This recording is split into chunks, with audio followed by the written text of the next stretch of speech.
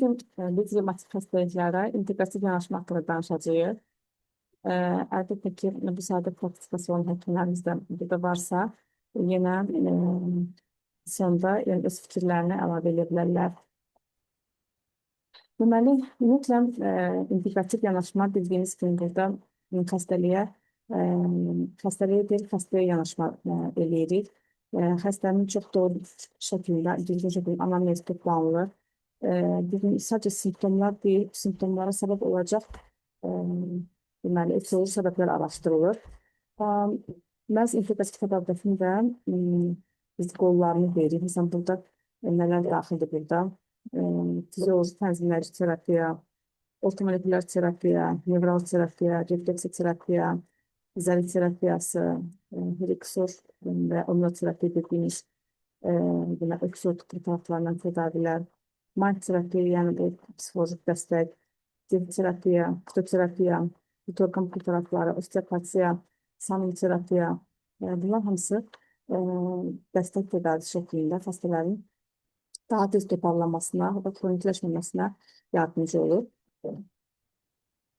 Revmatik xəstəliklərin etiologiyasında bəs nələr durur? Burada genetik meyillilik və human leykositlər antigen sistemi, haşalar sistemi, autoimmun mexanizmalar, virus və bakteriya infeksiyalar, hormonal və metabolik faktorlar, ətraf mühit və stress faktorları burada tetikləyici rollar oynaya bilir. İmmun sistemi, yəni bunların nəticəsində immun sistemimizdə bir disbalans əmələ gəlir. Burada sitokinlərin və iltihab mediatorlarının aktivləşməsi baş verir. Oynaqlarımızda sinadal membranlardan zədələnmələr əmələ gəlir. Burada sümükləri destruksiya yaranmağa başlayır və xronik iltihab prosesinin inkişafı və zəmin yaranır.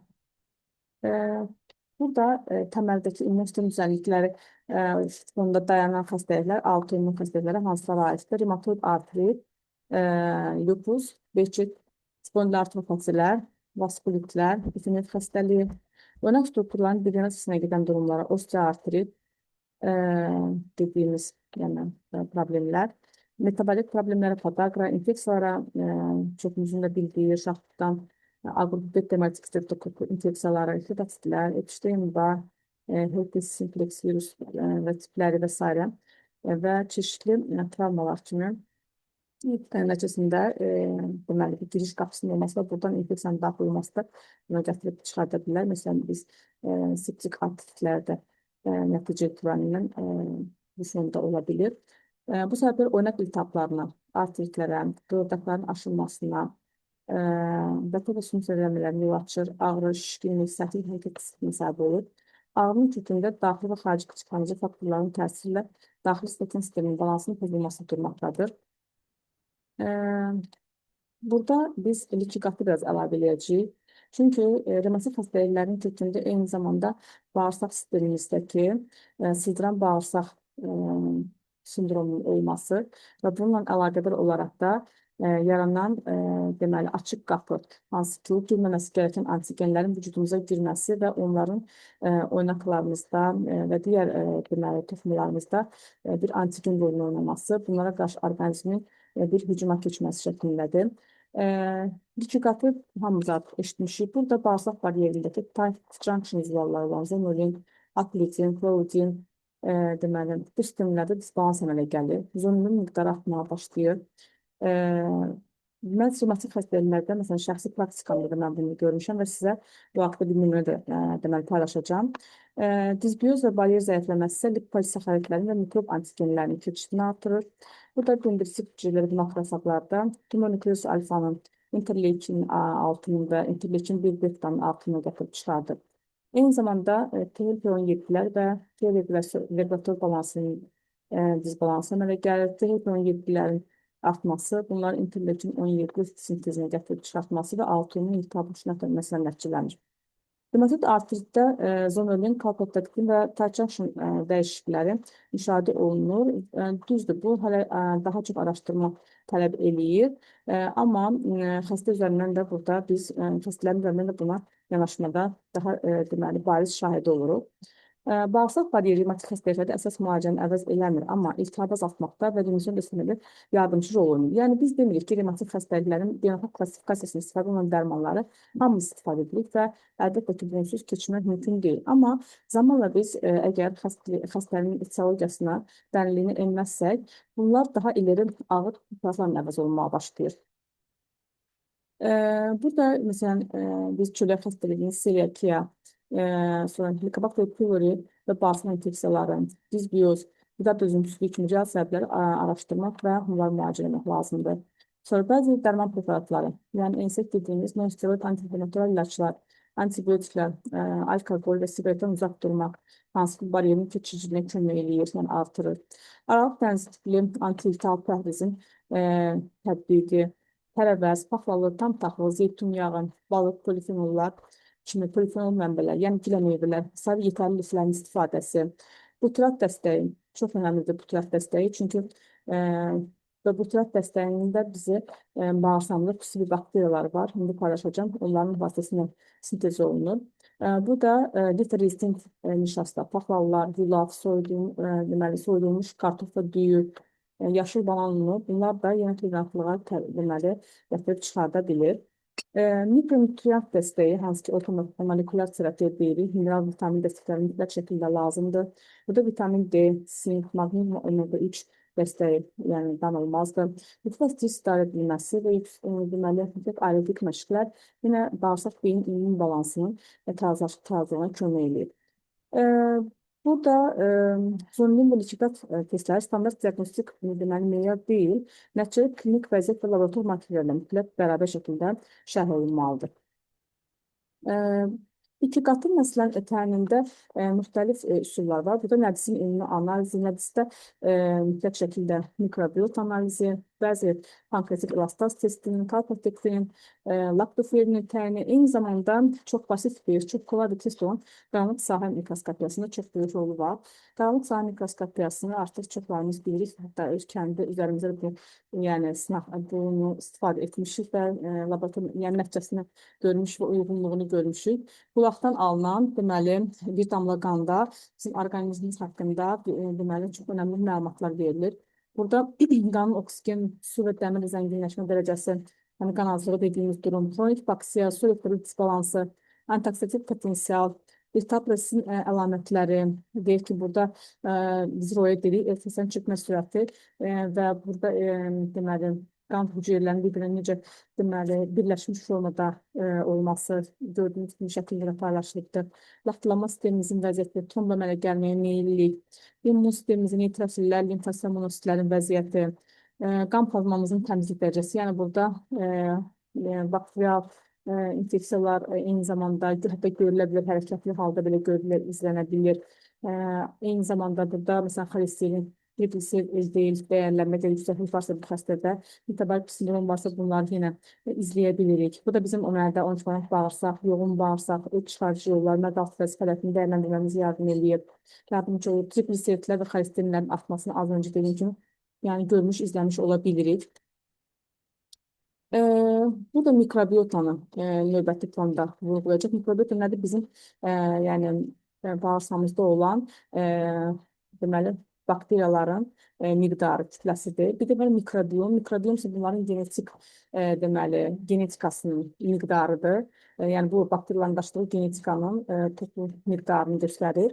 Klinik tədqiqatlar göstərir ki, Lactobacillus deməli kazeinis 0,1 ştamlı 8 həftəlik deməli aparılmış tədqiqatda revmatoid artrit xəstələrində high sensitive GLP, ağırlı şiş oynaqlar və DAS28 göstəriciləri azalmışdır və ciddi yan təsirlər bildirilməmişdir. Eyni zamanda probiotiklərin GLP kimi markerlərə modest təsir, yəni nə demək? Orta dərəcəli təsir göstərisi də DAS28 və klinik klinik üzrə nəticələr hələ tam şəkildə sübuta yetirilir, hələ tədqiqat durumundadır, yəni hələ tədqiqatlar davam edir. Eyni zamanda 2024 BMC medisinin meta-analizində mikrobiota izaslı terapiyalar bəzi autoimmün və revmatik xəstəliklərdə fayda göstərə bilər deyə bildirilmişdir. Burada mexanizmləri Lactobacillus diffidobakter ştamları, həmçinin yağ turşuları, reproduktor sistem aktivliyi və interleukin 10 deməli, hansı bizim anti-inflamatuar interleukinimizdir, immun balansı dəstəklənməsindən deməli açıqlanır. Burada Ticobacterium prausnitzii denilən butrat istehsalçıları, az öncə bəhs eləmişdim.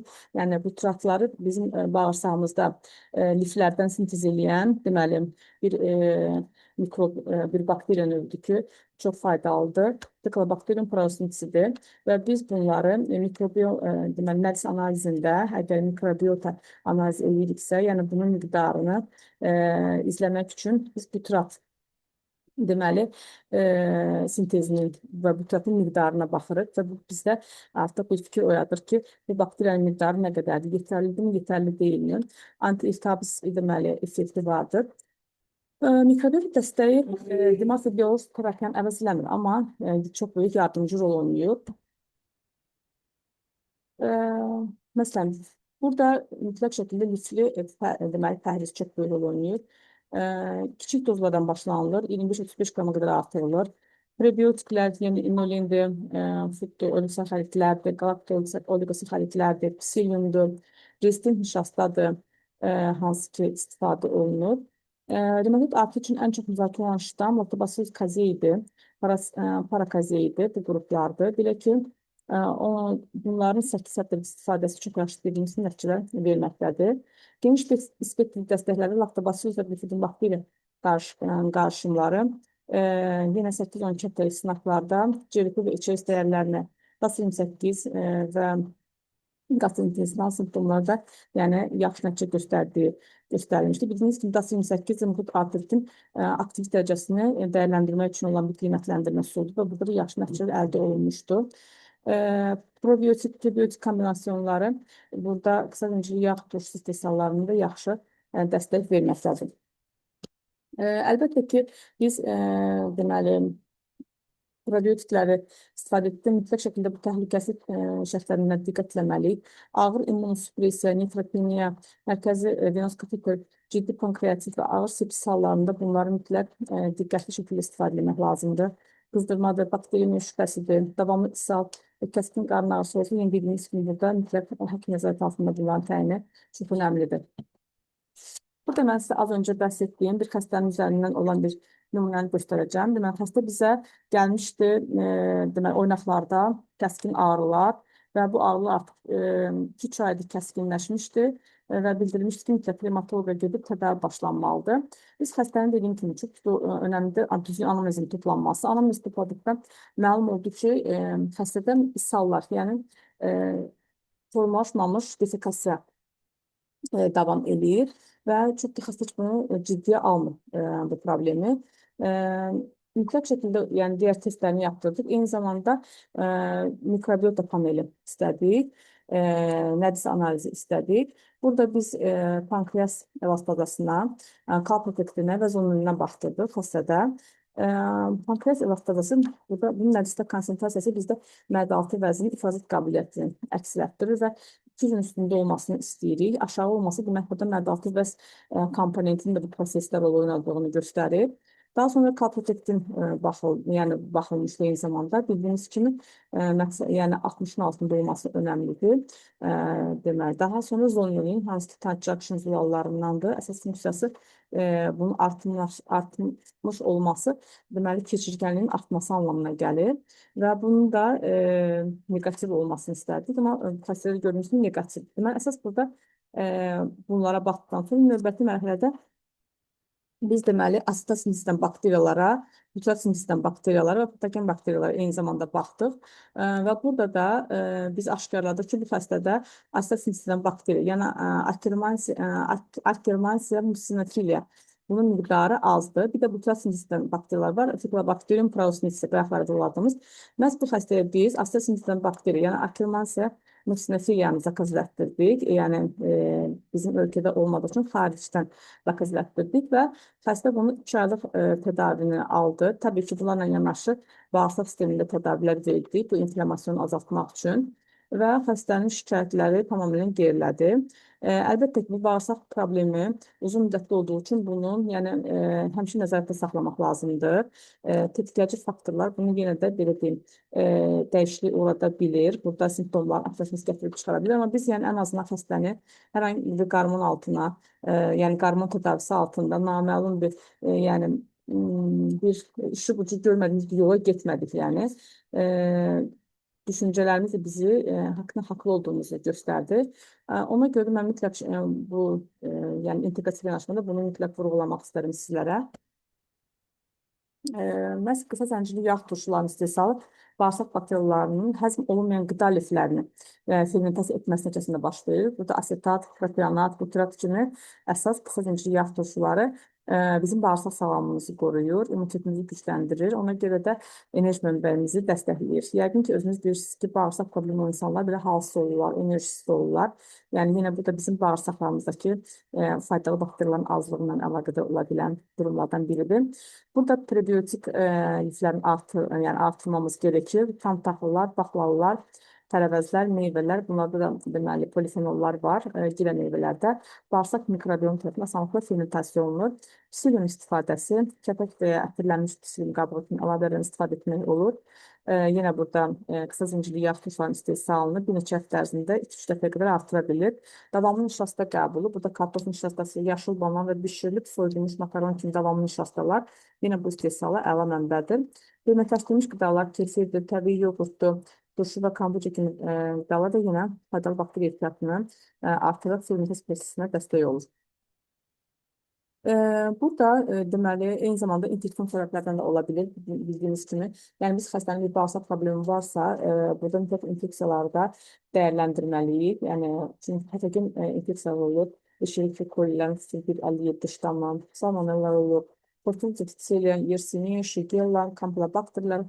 Yəni bunlar da bildiyimiz kimi bağırsaq vasitəsilə başlayıb reaktiv artış şəklində özünü göstərə bilən deməli revmatik xəstəlikləri gətirib çıxarda bilir. Eyni zamanda A qrupu streptokoklar, bunlar da yenə kəskin revmatik qızdırma və streptokok reaktiv artış gətirib çıxarda bilir. Mən məsələn bir xəstə üzərindən nümunə deyə bilərəm. Özü həkim idi, pediatr idi xəstənin, müraciət etmişdi. Yəni artıq xəstədən deməli aritmiyalara qədər gedib çıxmışdı vəziyyət. Həm oynaq ağrıları, həm aritmiyalar, dəfələrlə məsələn müayinələrdə olduqda hətta aritmiyaya səbəb olacaq ocağı belə yandırmışdılar. Yəni yenə də nəticə əldə olunurdu. Düzdür, bəzən məsələn antistreptolizin antikoru asıl dediyimiz bir laborator analiz var. Bunu bəzən önəmsəmirlər, amma bu çox önəmli bir testdir. Xüsusən də bu xəstədə biz minin üstündə aşkarladıq bu testi, 1100.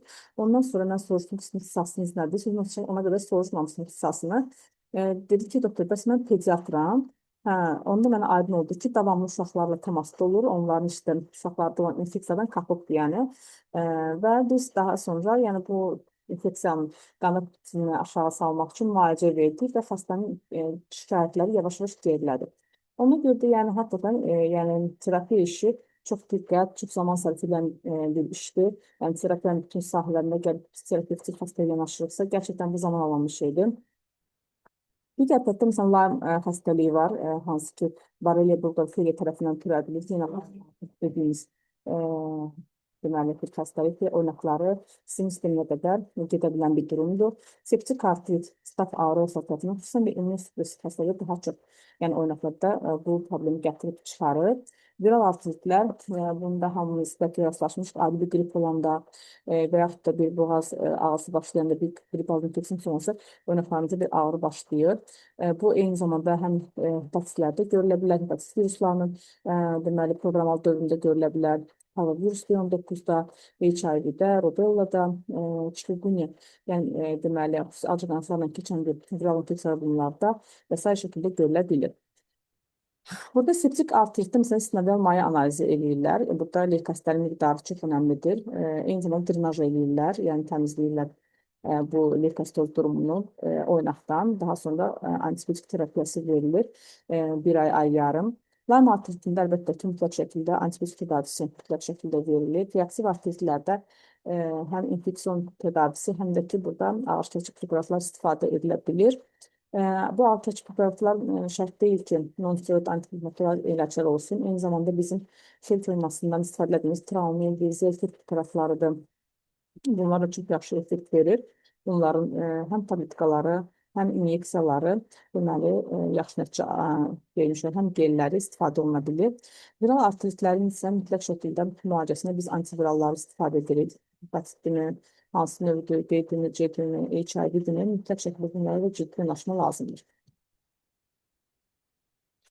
Revmatik faktorların beynəlxalq klassifikasiyasından toxunaq biraz. Burada deməli 6-nı birləşdirib toxunma xəstəlikləri, məsələn, revmatid artrit, lüks xəstəliyi, Sjögren sindromu, sklerodermiya, polimiyaz dermatomiyazit bu qrupdur. Spondiloartropatiyalar dediyimiz ankilozan spondilit, psoriatik artrit, reaktiv artrit, enteropatik artritlər, yəni iltihab bağırsaqla əlaqədar olan durumlar bu qrupa daxil edilir. Vaskulitlər var, temporal artrit, Takayasu artrit, ginekolomatozu, pediatritis nodoza, degenerativ oynaq xəstəlikləri var, hansı osteoartrit dediyimiz, kristal artropatiyaları var, quta pseudoqut, bunlar da bu şəkildə təsnif olunmaqdadır. Ümumiyyətlə, klassik müalicədə bildiyiniz kimi non-steroidlər, DMARD-lar, yəni sulfasalazin olsun, plaquenil olsun, methotrexat olsun, bunlar hamımız bilirik. Kortikosteroidlər, bioloji terapiyalar, antisemitlər, anti-interleykin tədaviləri, fizioterapi və reabilitasiya istifadə olunur. Sözsüz ki, xəstələrə yaxlaşım tam olmalıdır. Burada həm klassik, həm inteqrativ yanaşma bərabər olarsa, yəni daha yaxşı və daha dayanıqlı bir nəticə almaq olar.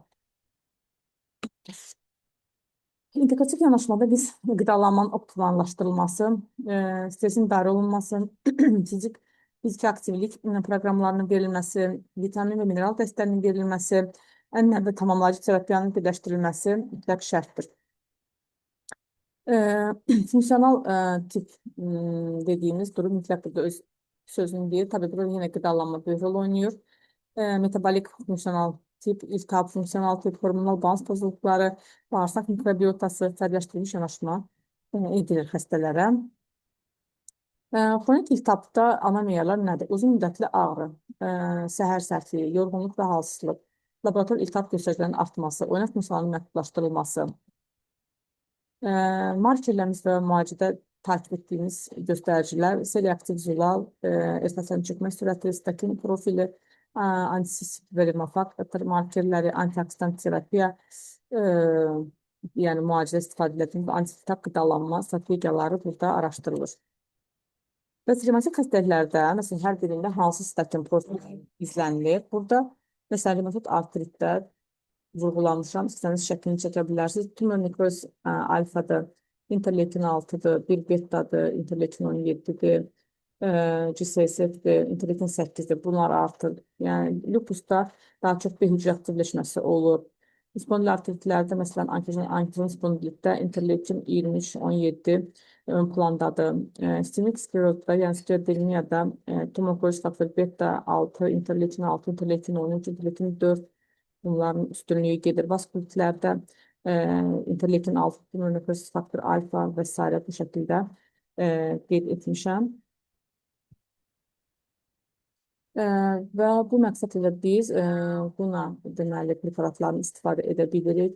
Deməli, buna anti-interleukin deməli 1, buna interleukin 4, buna interleukin 10, buna tumor faktor beta 1. Deməli, bunları istifadə edirik. Burada interleukin 1-i anti şəklində istifadə edirik. Çünki niyə? Ona bizə lazımdır anti-inflamatuar təsiri. Interleukin 4, 10 və tumor faktor beta daha çox deməli, anti-inflamatuar etkili olduğu üçün bunlarda antisöz istifadə etmirik. Yəni və bu şəkildə 20 danış gündə 2 dəfə oral qəbul edilir. Bütüncül yanaşma, yenə xəstənin həyat tərzinin qiymətləndirilməsi, psixoloji və emosional dəstək, detoksifikasiya bağırsaq sağlamlığı, fərqləşdirilmiş terapiya planı, davamlı takip, pəhriz qidalanmalar, omega 3-ün zəngin qidalar, şəkər və emal olunmuş qidaların məhdudlaşdırılması, gluten süd məhsullarının azaldılması, mikrobiotanı dəstəkləyən qidalar. Burada istifadə olunan bitkilərdən də bəhs etmişik. Burada zəncəfil və sarıtörük, kurkumin, bosfor serrata çox yaxşı anti-inflamatuar effekti var. Yaşıl çörək polifenollar, dijital və anti-iltihab təsiri vardır eyni zamanda. Bəs helvasanın terapiyası, bəli, burada da helvasan psixozunun rolu danılmazdır. Bildiyimiz kimi burada travmeldir, zelf preparatlarıdır.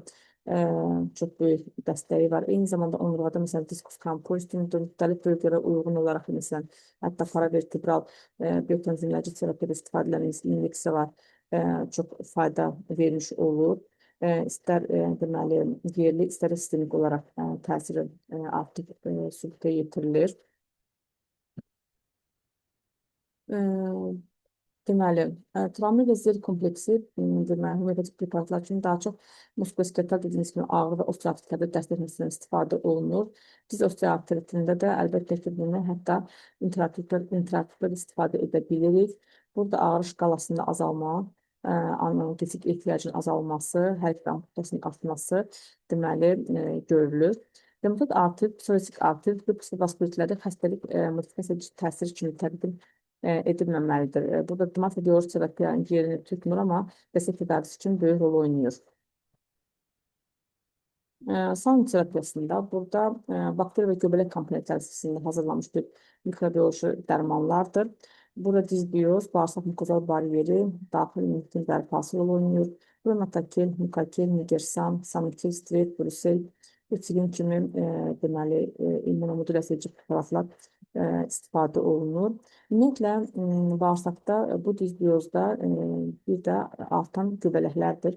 Məhz saun terapiyasının burada üstünlüyündən ibarətdir ki, bu göbələklər azaldılmalıdır. Çünki son etap bildiyimiz kimi deməli çevrilmədə göbələklərdə dayanır və bu göbələklərin artması vücudumuzda balansın pozulmasını daha da artırır. Ona görə də yəni göbələklərə qarşı aparılan mübarizəni unutmamaq lazımdır. Burada mikrobiyotdan da önəmli göbələklərin məhv edilməsidir. Yəni zərərli göbələklərin məhv edilməsi və normal mikrofloranın daha sonra artırılması çox önəmli rol oynayır. Deməli, başlanğıc qiymətləndirmədə əlbəttə ki, burada aktivlik indeksləri var. Bunlar baxılır. Qanun analizi dediyimiz kimi C-reaktiv vizual, HS, deməli, qaraciyər, börək göstəricilərinə baxılır. Müalicədə deməli, mütləq şəkildə qeyd olunur ki, ağrının azalması, funksiyanın artırması, səhər sərtliyinin azalması, bunlar necədir, hansı gedişatla, yəni hansı intervalın azalır, 4-12 həftədən bir kontrol dəyərləndirmə aparılır. Aktiv infeksiya, qızdırma, oynaqada şişmə, allerjik reaksiyalar olur, bunlara diqqət edilir. Remissiyanın, bizim məqsədimiz remissiyanın deməli, daha uzun müddətli olması və xəstənin daha az ilaçla daha böyük deməli, hədəfə ulaşmamızdır. Elixir preparatları da burada immun sisteminin balanslaşmasında rol oynayır. Eksotik preparatlar dediyimiz Elixir A, N və deməli P. Bunlar Alman və Şam ağaclarından alınan deməli preparatlardır. Düzdür, Elixir'in onkologiyada tətbiqi daha genişdir, amma revmatoloji patologiya üzərində etkisi bildiyimiz kimi deməli az deyildir, keyfiyyətli etkisi. Revmatologiyada xüsusən də deməli dediyim kimi destek tedavisi kimi istifadəsi önəmlidir. Burada lektinlər, eksotu ekstratlarında lektinlər, viskotoksinlər və fenolik birləşmələr təsir olunur. Preklinik məlumatlarda immunomodulator, antioksidant və antiiltihabi təsirlər vardır. Nitrat aktivliyi, skleroksit əmələ gəlməsi və elastaza ifrazı kimi iltihab mexanizmlərində təsir potensialı göstərilmişdir. Revmatik iltihab üçün deməli bunlar çox önəmlidir. Eyni zamanda Helixon %6 onkoloji xəstədə diskum album əlavə terapiyasının təhlükəsizliyi də müşahidə edilib. 16% yüngül əlavə təsiri qeyd olunubdur. Alovlanması deməli alt qruplarda bildirilməyib, lakin tədqiqatlarda müşahidə, yəni bəzilərində müşahidə edilmişdir. Ayrı Helixor preparatının istifadəsi zaman əlbəttə ki, bu ayrı vəziyyətdə gətirilir. Yəni damar daxili forması əvvəlcə dəraltı istifadə olunur, dozu getdikcə artırılır. 2 dozlardan 1 mg, 5 mg, 20 mg, 50 mg, 100 mg şəklində daha sonra isə beynəldaxil formlara keçilə bilir və mütləq şəkildə bunların istifadəsi zamanı reaksiyalara fikir verilir. Reaksiya olduğu halda, yəni bu reaksiyaların bədən adaptasiyası üçün dozu artırılmır, o doz davam edilir və bir alt dozaya yenidən düşülə bilir və davam edilir. Burada reaksiyanı göstərmişik. Dərdə qızarıqlığın olması, əgər dərdə qızarıqlığın olması 5 millini aşırsa, burada biz mütləq şəkildə dozanı artırmırıq, həmin dozda və bir alt dozda davam edirik.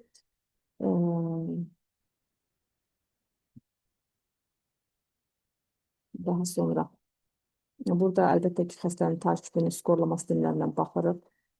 4-8 həftədən bir ağrı, bas şkalası, səhər sərtliyi, şişkin oynaq sayısı, revmatid artritdə DAS 28, spondiloartritlərdə bas dayı dəyərləndirilməsini aparırıq.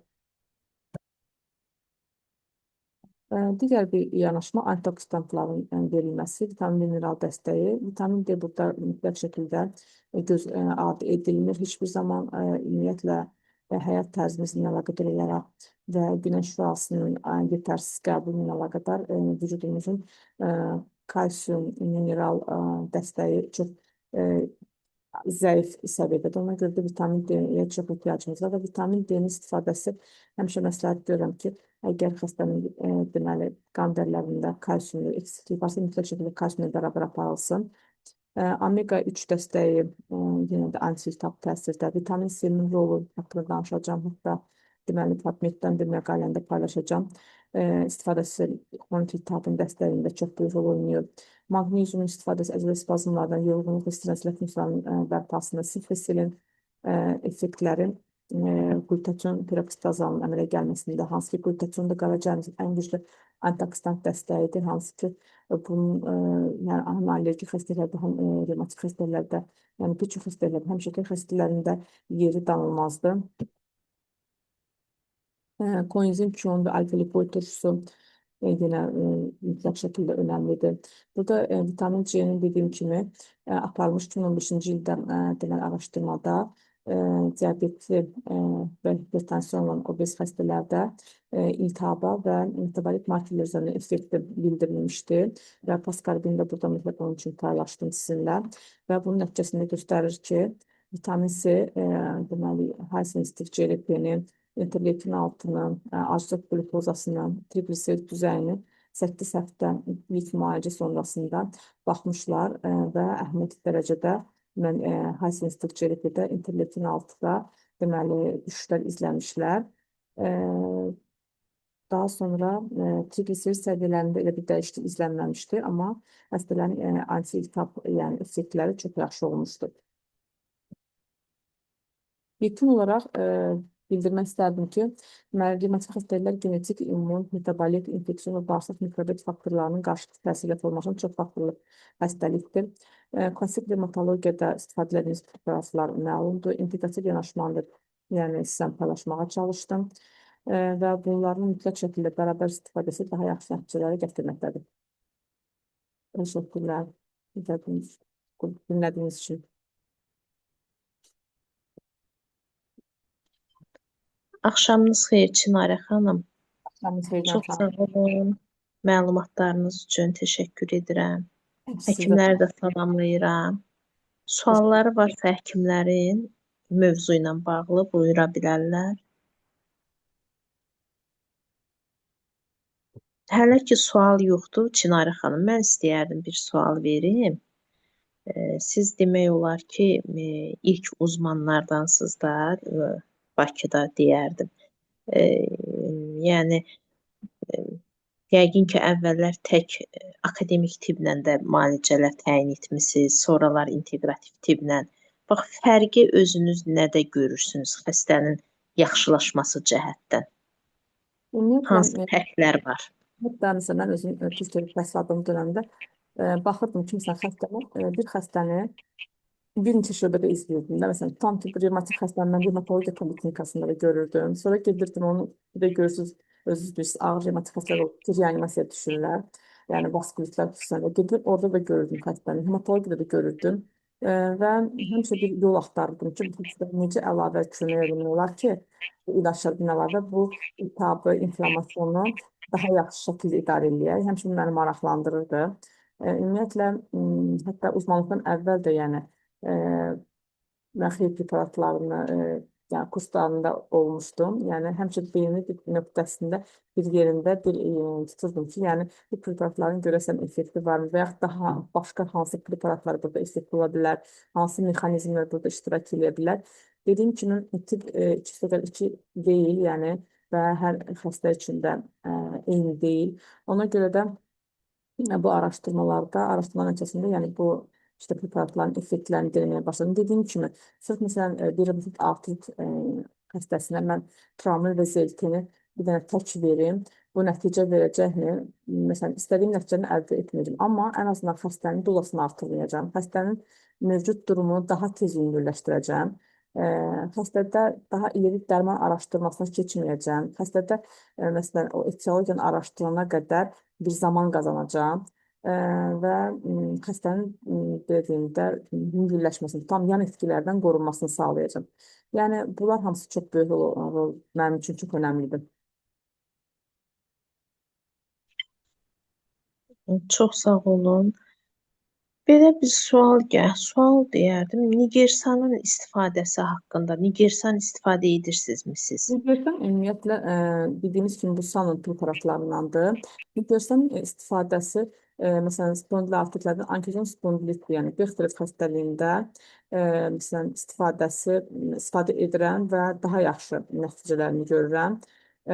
Çünki birləşdirici toxuma sərtləşməsi, sanki orada belə deyim, sklerozun getdiyi bir toxumalara daha yaxşı effekt verdiyini görmüşəm. Ampullarla genəldə istifadə eləmişəm Nigersanın. Həftədə 2 dəfə, yəni 10 dəfə olmaq şərtilə. Təbii ki, tək Nigersan deyil, burada bizdə mütləq şəkildə qələbləşdirilməsi lazımdır. Dediyim kimi, mexanizmlərdə, məsələn, Alkala N preparatını burada bəlkə də unutmuşam vurğulamağı. Alkala N və digər qələbləşdirici effekti olan preparatlar burada çox böyük rol oynayır.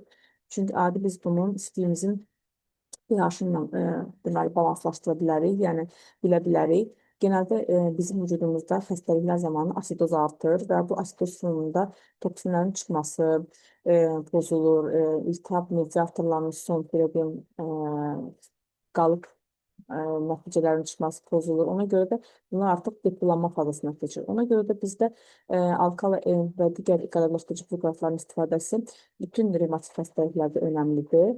Bunu da vurğulamasam, Nigersanın da effektini istifadə etmişəm, yəni görmüşəm.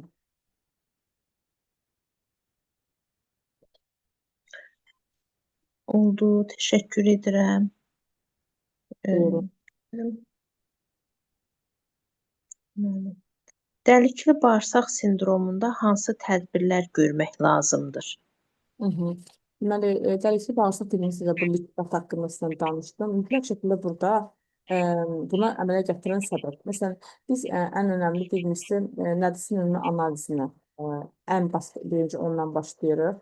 Yəni burada leykositlər varmı, həzm olunmamış deyək ki, nişasta, eyni zamanda burada işte hidrofil flora, yəni bunların hamısı baxılır.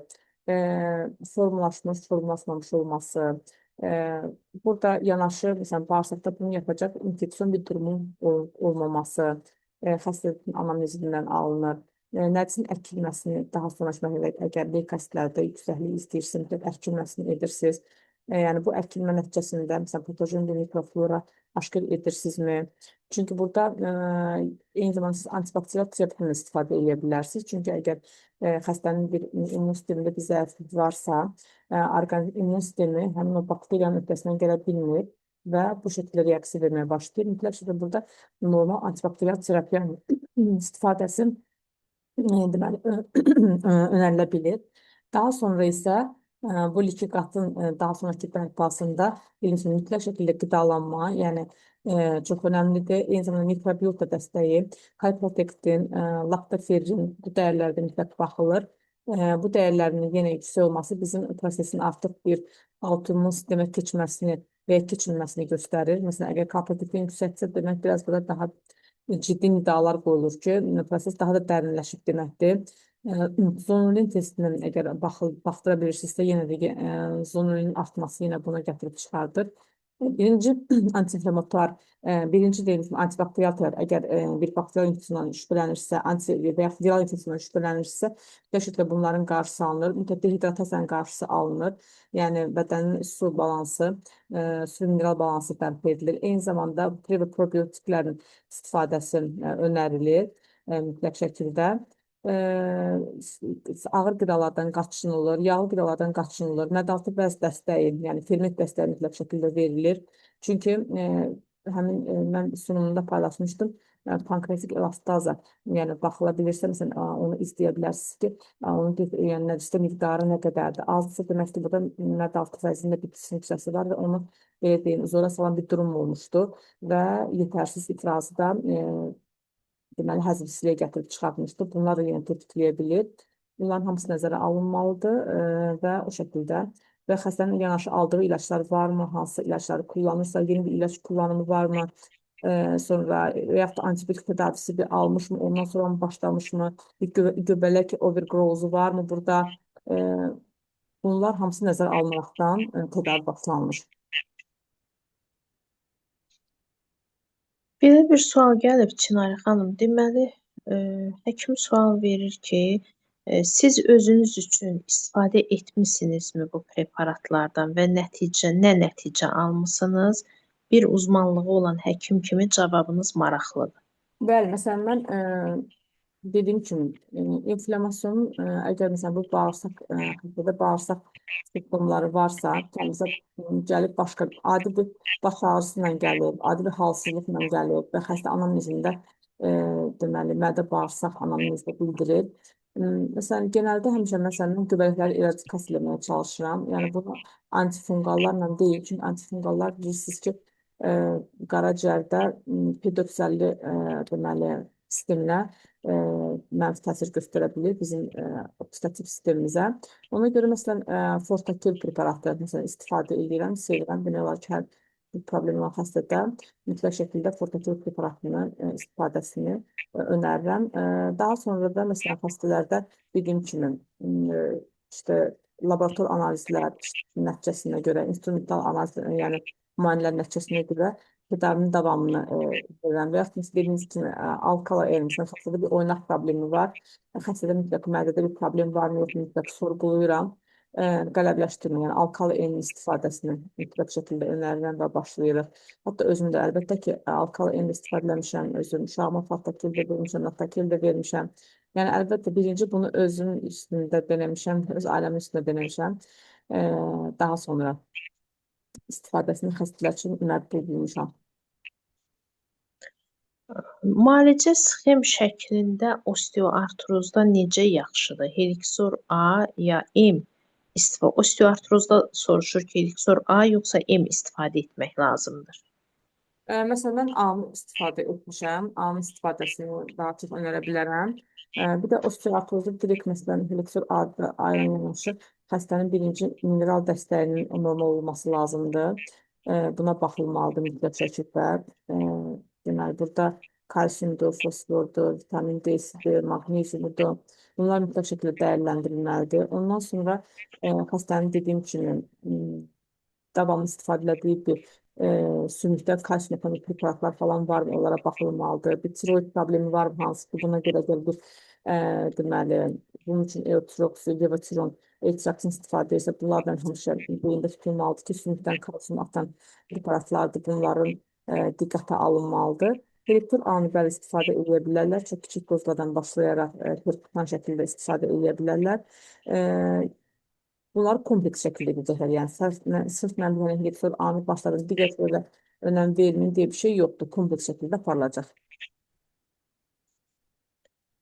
Biz demək olar ki, inteqrativ tibblə məşğuluq da. Orada sözsüz ki, xəstəyə fayda verən bütün o təsdiqlənmiş metodlar istifadə olunmalıdır. Siz deyən kimi kompleks şəkildə. Bəli. Bir dərmanı istifadə etməklə sözsüz ki, istədiyimiz effekti gözləyə bilmərik. Bir də Çinarə xanım, elə bilirəm, səhv eləmirəmsə yerləşdirmişdiniz. Quna interleykin preparatlarının tədqiqatları var revmatoid artritdə. Yəni bilmirəm onu siz yerləşdirmişdiniz ya yox. Mən heç adlarını kodlamışam. Yəni tədqiqatlar var 3 aylıq Quna anti-il 1, Quna il 4, bir də Quna il 10. Yəni istəsələr həkimlər bu haqqda da maraqlanarlar. Yəni prosesi nəzarətə almaq üçün. Digər preparatlar demirəm, amma qunalarda tədqiqatları xeyli PubMed-də yerləşən tədqiqatları var. Biz ağır kəsicilər zaten interleykin sistemini blokad eləmək üçün. Məsələn, onlardan ziyade bu interleykinlərin istifadəsi daha zərərsizdir. Zaten burada bizim məqsədimiz nədir? Ağrı markerlərini blokad eləmək. Interleykin isə bunu neytrallaşdırır. Il-10 və il-4 isə bizim anti-inflamatuar deməli dəstəyimizi artırır və bu balansı deməli tarazlaşdırır. Ona görə də əlbəttə ki, istifadə eləməkləri önərilir. Aha. Oldu, doktor. Bir də quna il onun böyrəklərə təsiri. Belə bir sual var. Hı hı. Böyrəklərə. Yəni Ümumiyyətlə, əks göstərişi yoxdur bunların. Siz indi mən əks göstərişini bilmirəm, onu düşünmürəm ki, olsun. Çünki o antiinflamator bir etkidir. Bir də vurğulamaq istəyirəm. Siz düşünə bilərsinizmi ki, heç bağırsağa verdiyiniz müalicə sizin böbrəyinizi düzəldə bilir. Yəni mən artıq bunun xəstələrində görmüşəm ki, yəni hətta bağırsağa verdiyiniz müalicə böyrəyin dəyərlərini belə normallaşdıra bilir. Yəni yenə bu tight junction zuallarının normallaşması üçün. Tight junction zualları təkcə bağırsaqda deyil, böyrəklərdə də var. Siz onları normallaşdırmağa bütün sistemləri normallaşdırırsınız yəni. Və interleukin onun da heç bir zərəri olmadığını düşünürəm. Çünki o antiinflamator bir interleukindir. heç bir əks göstərişi əlavə təsiri yoxdur. Yəni mən də bunu deyə bilərəm. Bir də sözünüzə qüvvə, bağırsaqlar öz yerində.